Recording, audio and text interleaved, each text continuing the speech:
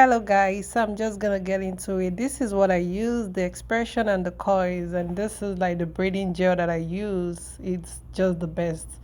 So that's my client. So for my large size braids, I always start with 3 braids, okay? And at this point we're like, halfway through the braids and it's coming out beautiful. My client is loving her braids. Yeah.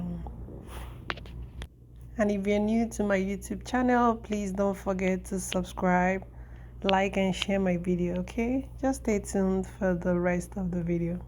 Thank you.